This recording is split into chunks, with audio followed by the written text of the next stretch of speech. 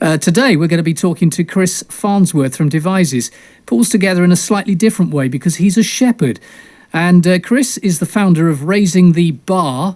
It's a unique team building and training experience which has proved a bit of a runaway success with clients, obviously varying from big corporate companies to sports teams. You presented me with, before we go any further, this book called Sheep, Shepherd, Dog.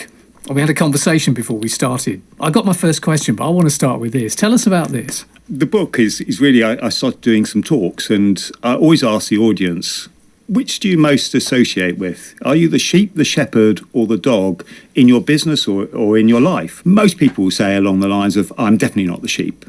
And I'd like to think I'm the shepherd, but actually thinking about it, oh my gosh, I'm actually the dog. And you ask them to explain a little bit about it, and they say, well, the sheep, they just follow, don't they?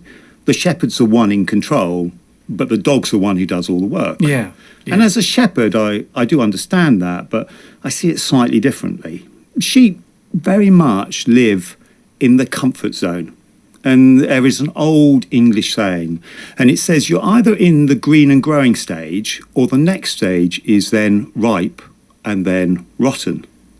And actually, when you're in the green and growing stage, and you can be green and growing at any age, but if you're in the green and growing stage, you've then got a lot more to give. You know, you're starting to develop ripe, but you're not going to rotten.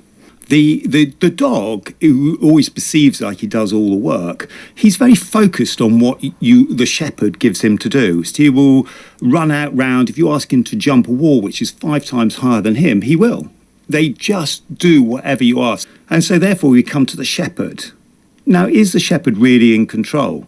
Well, we could spend hours deliberating that. But actually, a good shepherd is one who actually empowers the people around him. So you empower the dog. So when you send the dog out round, you ask it to sit down in the right place rather than sit down. And that's the big difference, empowering others around you.